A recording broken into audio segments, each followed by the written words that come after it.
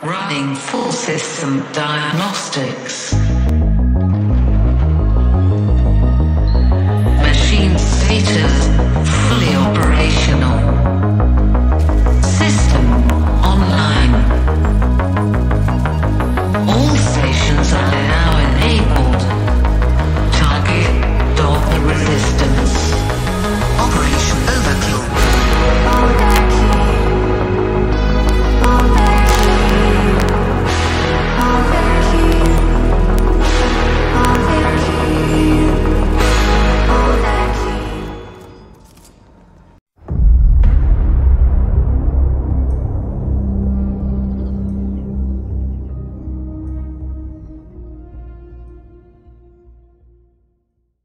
Hello everyone and welcome to my review of Neon Giant's The Ascent. This is the first in my series of reviews called Thinking About It. It's designed for anyone on the fence about purchasing or trying out those pesky games that keep catching your eye in store but you're not quite sure. My name is Ardent Adam, now let's see what's what.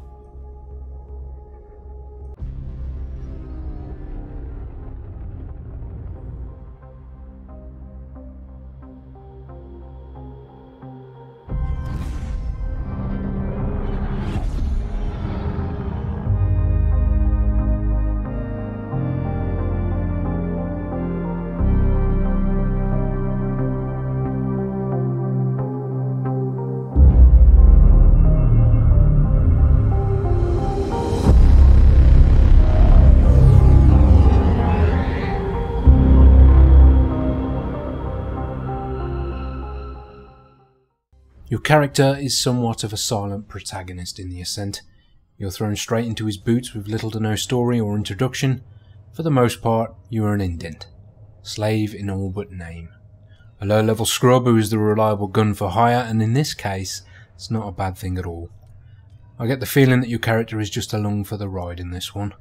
A vessel that's just going to let you explore the vast cityscape and interact with all of its crafty inhabitants.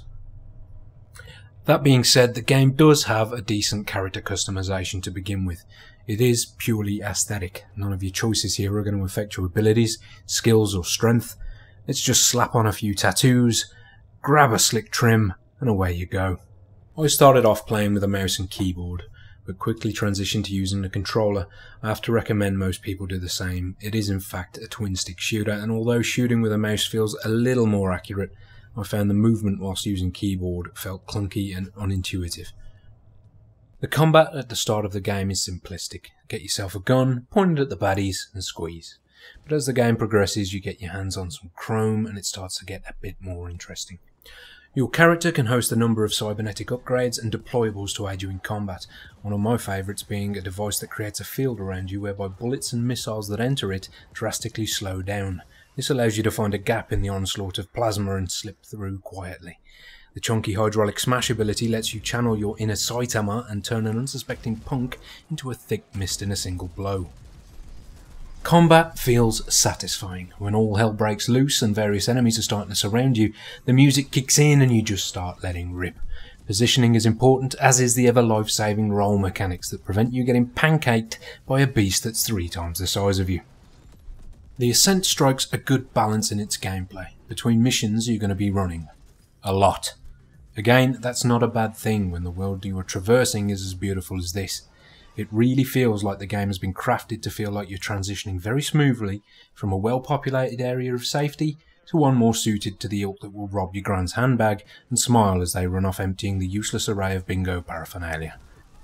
They really have done a fantastic job here, whereby if you're not in one of the city's node's safe zones, then danger really can be lurking right around every corner.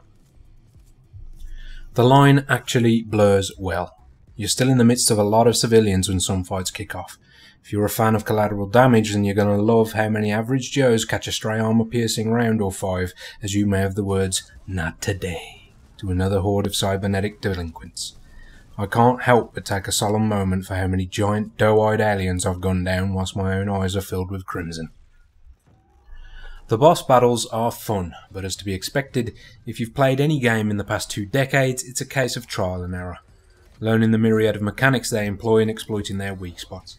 Now, they are engaging, and you have to stay on your toes throughout to avoid that shameful death screen popping up one too many times, whilst you still have the visible teeth marks on your knuckles from the last time you dodged a little bit too late. There is a definite balance in difficulty as you progress through the Ascent. I have died more times than I can say my ego is comfy with. Sometimes it's just the sheer number of enemies that have crept up on me, and others it's that one big dude with more firepower at his disposal than a Stallone movie. There is a challenge to be had here, but I haven't felt like I've been hitting my head against a wall at any point during my playtime. Just had to take a moment and readjust my battle plan, which in reality means actually having one this time, and using cover effectively also helps. Obviously, your gear plays a big part in discerning if you're going to be just another set of entrails strewn across an already soiled boss arena, or championed atop them with one foot on their skull, billowing plumes from that cigar you've been keeping just for this occasion. Each piece of armour has attributes that may actually hinder you if you don't check their exact benefits or drawbacks they afford. And to my joy, there is always a bigger gun, with opportunities to bolster your weapon of choice by increasing its mark at any of the relevant money-grabbing NPCs. Weapon types and gear flow at a good pace.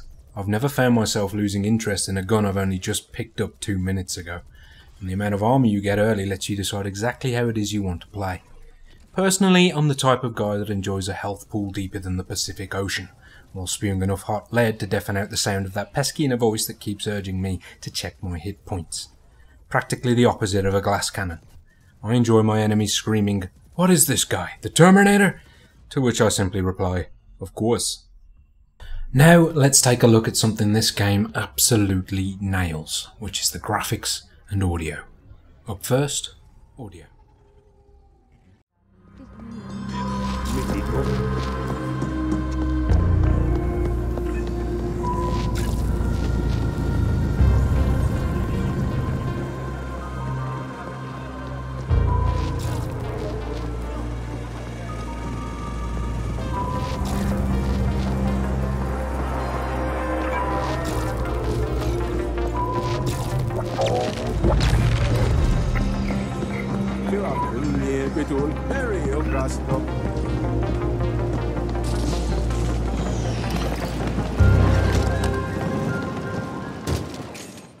From the moment I clicked New Game, I knew the audio on this title was going to be top notch. The opening scenes have a deep foreboding score akin to Blade Runner's Vangelis. Its dark and bassy overture is a treat to listen to, and really complements the aesthetic of the rusted streets and complexes you're going to be exploring. When the combat starts to ramp up, so do the beats per minute. Although the combat music isn't anything to write home about, it does exactly what it is needed. Amidst opening fire and rolling out of range of a suspiciously looking angry red barrel, or slowing down time to avoid a hailstorm of bullets flying in your general direction, it's high-octane industrial bliss.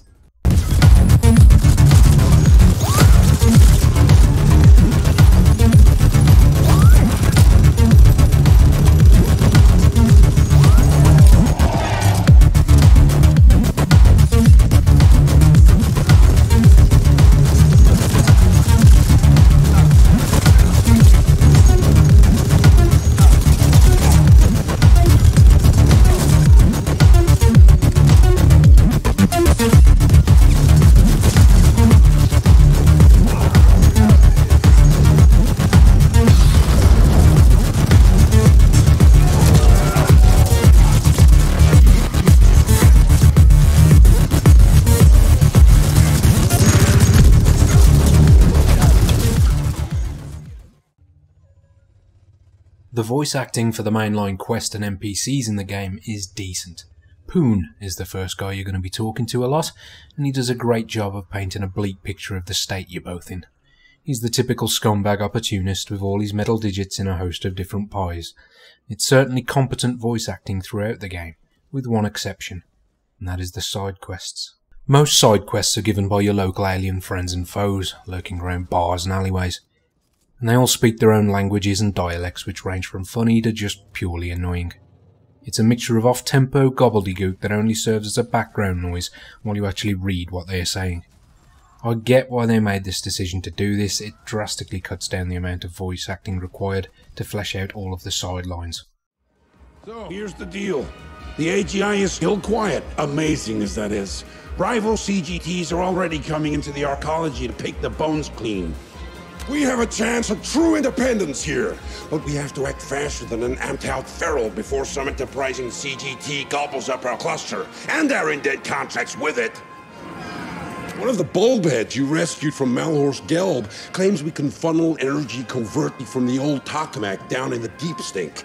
He says we have a small window of opportunity to do this now, before the reactor is appropriated by some other corporation. I'd rather control the entire tokamak, but we have nowhere near the know-how or equipment to do a property grab like that. You need an AGI for that kind of thing. But if you do this right, the new owners won't notice our little arrangement.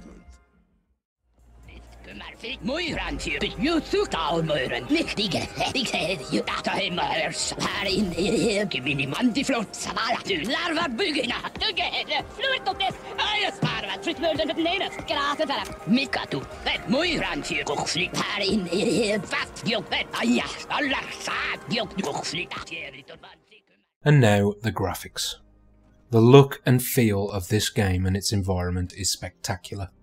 It really does a fantastic job of immersing you in its dystopian cyberpunk landscape.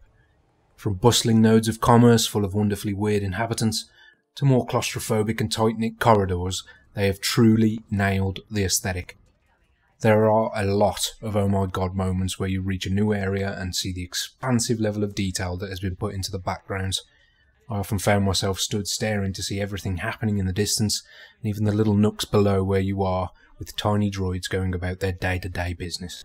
The game's projectiles from whatever weapon of death and destruction you're wielding buzz around your screen, accompanied by rich explosions and particle effects. There have been some sketchy frame rate drops, which although it does rectify itself quickly, you really want a twin-stick shooter to be fluid and smooth at all times. The only downside I can give to the graphics really is that the character models do feel somewhat lacking. A lot of them seem like they could have easily been crafted from Play-Doh. This isn't an issue during combat when you're floating 20 feet above the action, but it does become much more noticeable during the cutscenes. However, for the most part, I have to say kudos to the team for what they have achieved with the look and the feel of this world. The immersive world they've created here is by far the biggest draw for me personally. I love this genre, and they have done it justice. If you haven't guessed already, in regards to what I think you should do if you're thinking about picking this up, I can only give it a glowing recommendation. I do believe the game is available as part of the Xbox Game Pass, so if you have that, then you've got nothing to lose and a whole bunch to gain. If not, it's available on Steam for around $24.99. This is not a sponsored review, just the first in what I hope to be a long line of reviews that serve to give some indication on what you should empty your wallet on. As a new channel and a fresh reviewer, if you find this helpful and entertaining at all, please do consider subscribing and dropping a like or comment below. I will try actively to reply and take into consideration any requests for further reviews, and mostly thanks for your time. I know the internet is a vast place, and I really do appreciate you taking the time to watch. Again, I'm Ardent Adam, and until next time, happy escapism.